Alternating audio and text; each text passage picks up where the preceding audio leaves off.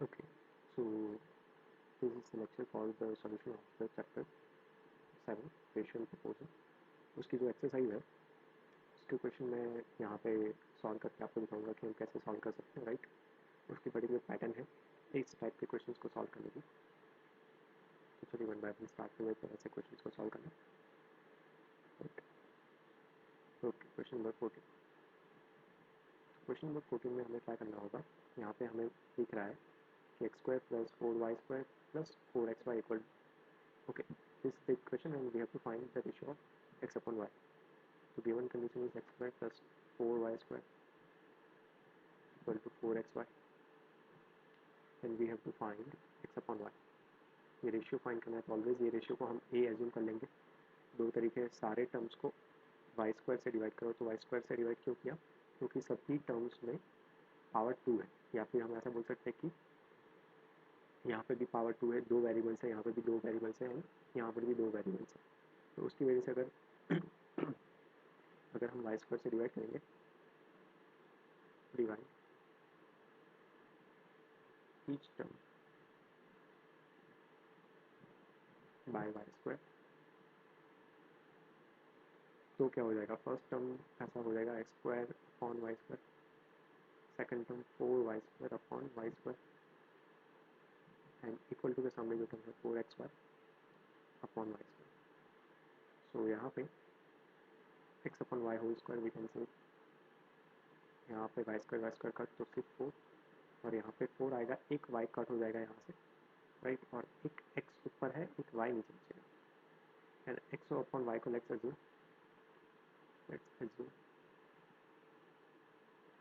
It as a। तो ये बन जाएगा बहुत ही सिंपल सा quadratic equation, a square plus 4 equal to 4a। Middle term left hand side पे लाएंगे, a square minus 4a plus 4 equal to 0। This is nothing but a minus 2 whole square, right. Factorise करना एक अलग चीज़ होती है, factorise के साथ साथ आपको आइडेंटिटीज़ पता होना, a plus b whole square, a minus b whole square, वो एक अलग सी चीज़ है। अगर आइडेंटिटीज़ पता होगी so you get able to understand the things in a very easier way. Okay, चलिए, तो इसको मैं लिख सकता हूँ a इक्वल टू 2, दोनों टाइम्स 2 है तो मुझे बार बार फिर से लिखने की ज़रूरत नहीं। x upon y equal to 2 and this is nothing but can say 2 upon 1। x upon y का आंसर आ गया 2 अपॉन 1। तो ये हो गया क्वेश्चन नंबर 14।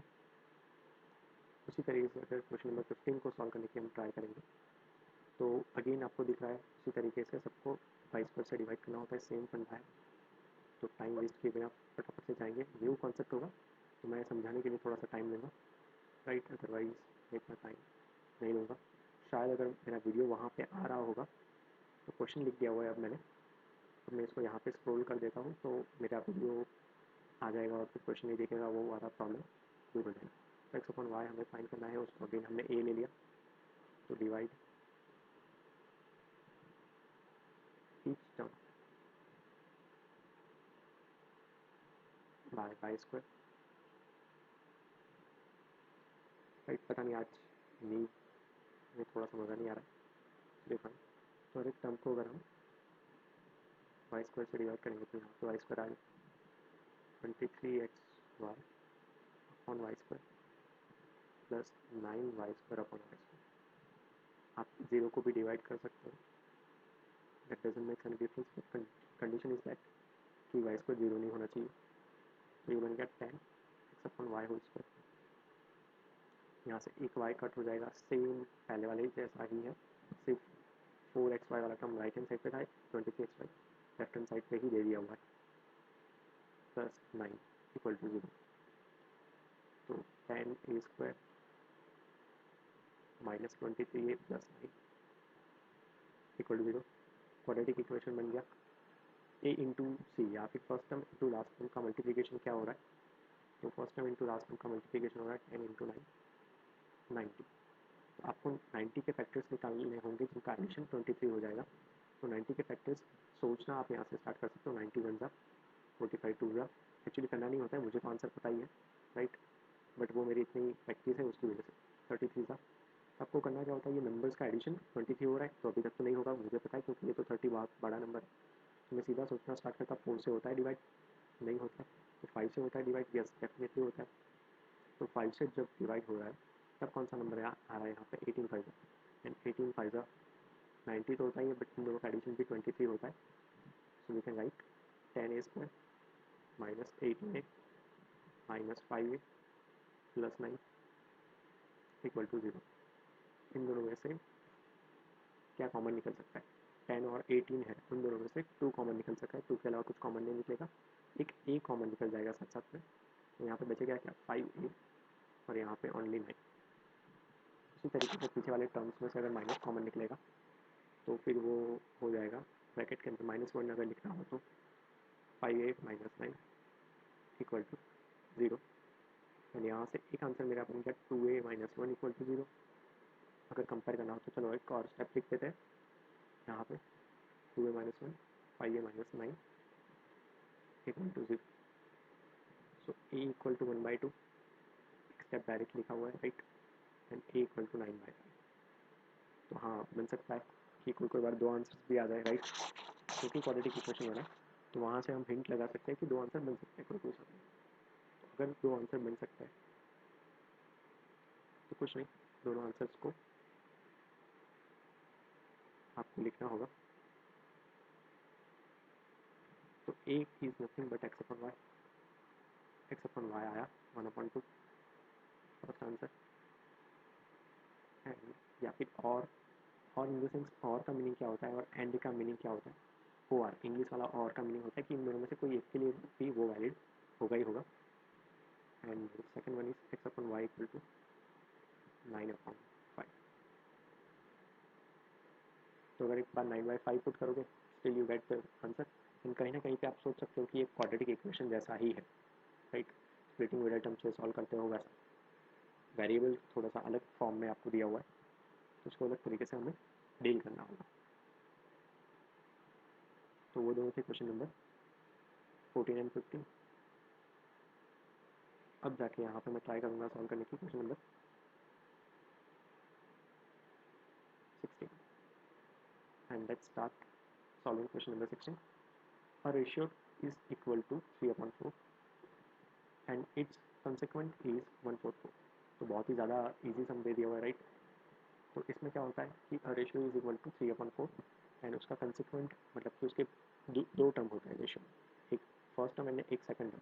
तो फर्स्ट टर्म को एंटेसिडेंट बोलते हैं जो पीछे लिखा हुआ है, and first term sorry second term को बोलते हैं कंसिक्वेंट राइट। हम ऐसा बोल सकते हैं कि आपकी लाइफ में कंसिक्वेंस जो इसके बाद का स्टेप आने वाला है राइट, कंसिक्वेंसेस जो होते हैं वो डिपेंड करते हैं कि आप अभी क्या डिसीजन ले रहे हो, उसकी इफेक्ट आफ्टर इफेक्ट उसका रिजल्ट जो मिलेगा वो कंटिन्यू प्रोसेस होता है, चैन होता है। तो इसके बाद वाला क्या है वो कंसिक्वेंट ऐसा करके एक वर्ड यहाँ पे दिया हुआ है। तो 3/4 इक्वल टू एंटेसिडेंट फाइंड करना है तो उसको अननोन रखा, नीचे मैंने 1/4 ले लिया राइट। तो यहाँ पे हो जाएगा 3 into 1/4 upon 4 equal to x, ये कट हो जाएगा 1/4 तो वो तो 12 का स्क्वायर है, बट अगर एक 4 जाएगा तो 36 बचेगा, एंड 36 3 जा 108 इक्वल टू एक्स, या फिर x equal to 108 vice versa, दोनों बता सकते हैं राइट। तो ये था क्वेश्चन नंबर 1। क्वेश्चन बहुत ही ईजी था, 2 numbers are in the ratio of 8:13। Next question पे हम आ गए हैं। If 14 is added to the numerator sorry each of the number and the ratio becomes something. तो चलिए अब ये क्वेश्चन को करना होगा तो ये लाइन को हम शायद मूव कर सकते हैं because we have enough space over here. 17 number पर हम करना स्टार्ट करेंगे। रेशियो कुछ होगा एक्स अपन वाई समझ लेते हैं राइट। एक्स अपन वाई समझने की ज़रूरत नहीं है बिकॉज ऑलरेडी रेशियो दिया हुआ है। तो अगर ऐसा कुछ रेशियो दिया होगा तब जाके सब में हम क्या करेंगे, हम रेशियो को ऐसा ले लेंगे कि the ratio will be 8x/13। जानबूझ के ऐसा ही फॉर्म में लेंगे राइट, जब ऑलरेडी गिवन होगा रेशियो पर। अब क्या कर रहे हैं 14 ऐड कर रहे हैं, तो 14 ऐड करेंगे तो 8x + 14 and in the denominator 13x + 14 and the new ratio becomes 2/3। तो बिकम्स मतलब कहीं ना कहीं पे इक्वल टू होता है, ऐसा हमारे डिस्कशन हो चुकी है। इसके इसके पहले वाले चैप्टर्स में, right, quadratic equation, problems on quadratic equation, उसके बेस पे। फाइन, तो अब जाके यहाँ पे क्रॉस मल्टीप्लाई हो जाएगा, and 3 times 8x plus 14 equal to 2 times 13x plus 14। अगर इसको हम आगे सॉल्व करेंगे तो 24x plus 42 equal to 26x plus 28। तो x यहाँ पे बड़ा नंबर होगा x के साथ, राइट, उसके साथ मैं x वाले टर्म को ले जाऊँगा, तो मैं 24x को सामने ले जाऊँगा, तो आपकी नेगेटिव साइन ना आए और फिर साइन कन्वेंट मतलब साइन कन्वर्ट करने की ज़रूरत भी ना पड़े। तो 28 को मैं लेफ्ट हैंड साइड पे लाया, एंड 24x को मैं राइट हैंड साइड पे ले जा रहा हूँ लेफ्ट हैंड साइड से, तो नेगेटिव हो जाएगा। तो 2x इक्वल टू, यहाँ पे शायद मेरी 24 टू ज़ा 24 थ्री ज़ा, सॉरी 14 टू ज़ा 14 थ्री ज़ा, 14 बचेगा, एंड डायरेक्ट आंसर लिखना हो तो लिख सकते हो, या फिर 2x equal to 14 and x equal to 14/2 and that is 7। x की वैल्यू आ गई 7, बट x हमारा आंसर नहीं है। अगेन आपके माइंड में ये क्लियर हो जाना चाहिए कि हमें फाइंड करने हैं हमारे आंसर, और वो जो नंबर है वो नंबर 8x और 13x है, राइट। तो ये चीज़ हमारे माइंड में क्लियर होनी चाहिए कि numbers are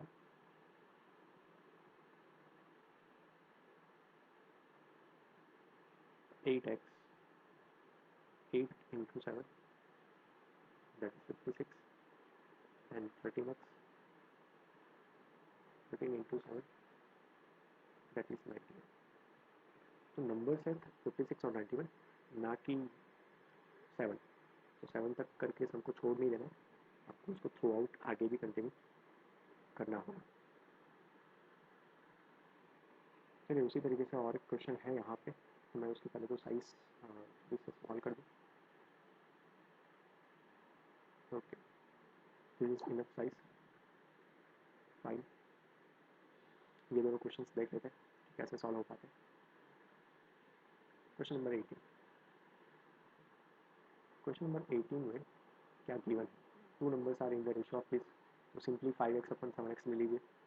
8 is subtracted from the each, तो क्यों मेरी स्पीड बढ़ गई, सेम कॉन्सेप्ट आया, सेम मेथड आई, तो वहाँ पे हम दिमाग जितना ज़्यादा खर्च करेंगे नहीं। So the numbers are, 2 numbers are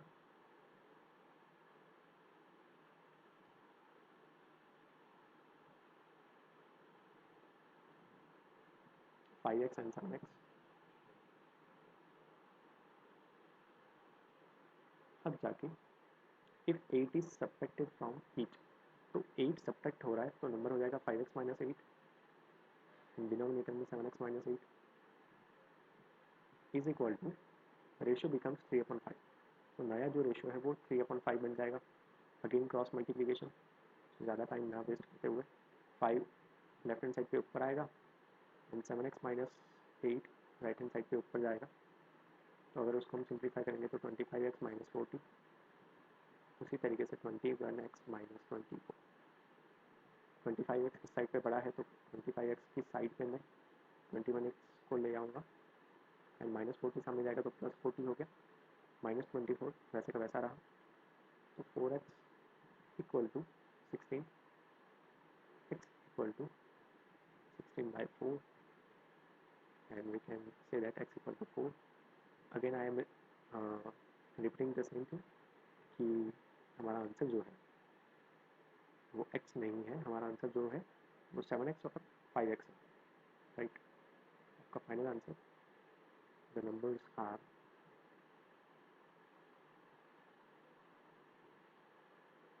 तो एक है 5x equal to 5 into 4 equal to 20, and 7x 7 into 4 equal to 28। तो यहाँ पे जाके सम खत्म होता है। उसी तरीके से क्वेश्चन नंबर 19 वो ले लेते हैं।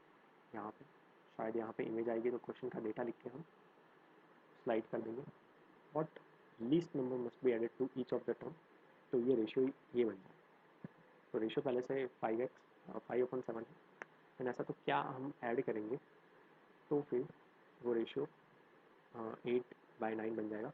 तो इसमें हमें फाइंड क्या करना है कि ऐसा जो एक नंबर हम ऐड कर रहे हैं ना, वो क्या ऐड कर रहा है, सिर्फ उतनी सी बात हमें फाइंड करनी है, राइट।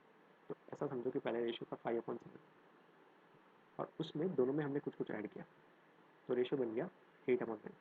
तो जो कुछ ऐड किया हुआ है उसको मैं कैसे लिख सकता हूँ, 5 + एक्स ऐड किया न्यूमरेटर में एज वेल एज डिनोमिनेटर में, तो वो रेशियो बन गया 8/9, राइट।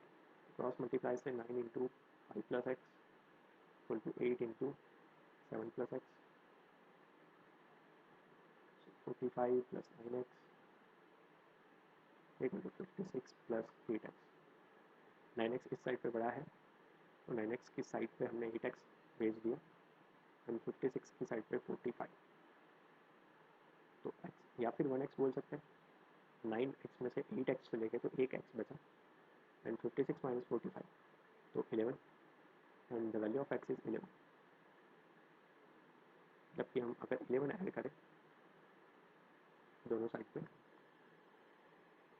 सॉरी दोनों साइड पे नहीं, न्यूमरेटर में एंड डिनोमिनेटर में, so we get the new ratio and that is 8/9। तो आप इसको वेरीफाई कैसे कर सकते हो, आप ये 11 जाके यहाँ पर रख दो, तो 5 + 11 कितना होगा, 5 + 11 होगा 16 एंड 11 + 7 होगा 18, 2 कट होके वो 8/9 हमें आंसर देगा। तो हम जो सॉल्व करें, जो मेथड से सॉल्व करें, that is the correct method. चलिए उसी तरीके से हाँ और एक दो क्वेश्चन देख लेते हैं, राइट। थोड़ा सा बड़ा वर्ड प्रॉब्लम है बट आई होप कि उसको हम मैनेज कर पाएंगे इतनी स्किल में।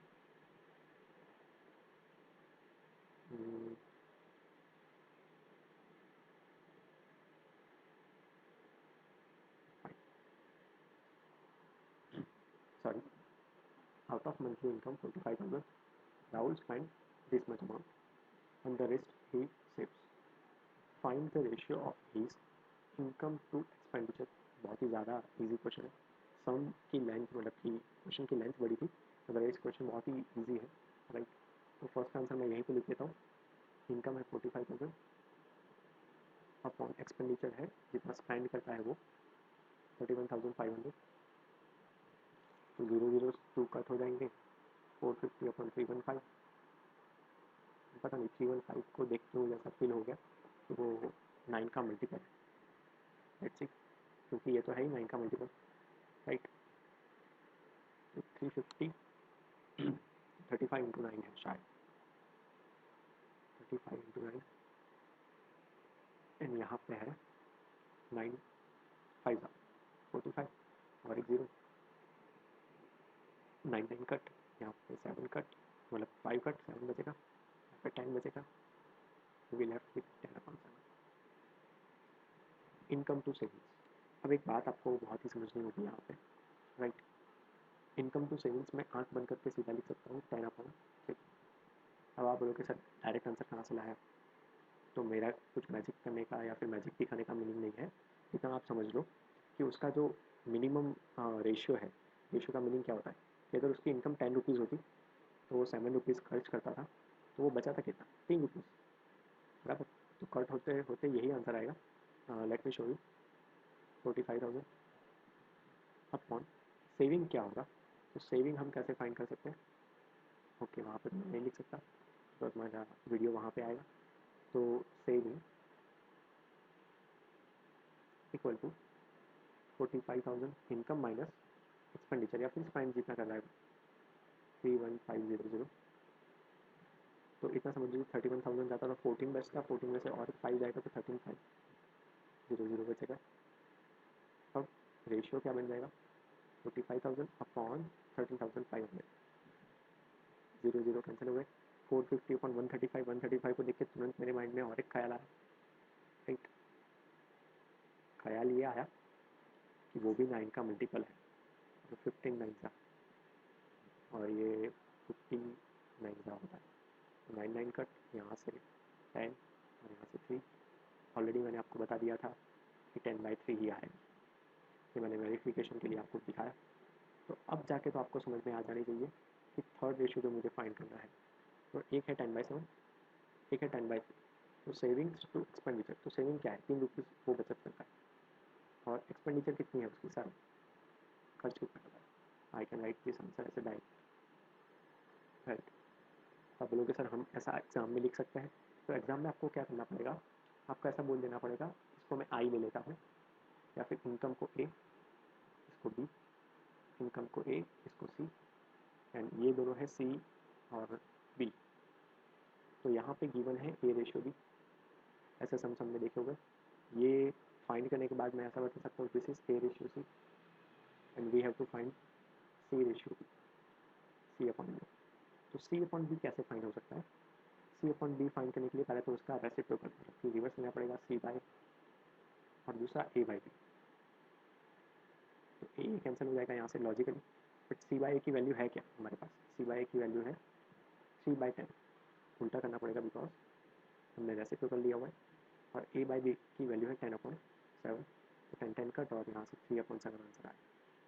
तो हर बार सॉल्व करने की ज़रूरत नहीं होती, रेशियो एक दूसरे को हेल्प कर सकते हैं फाइंड करने में, तो हम एक दूसरे की हेल्प लेंगे, राइट। तो आज के लिए इतना ही।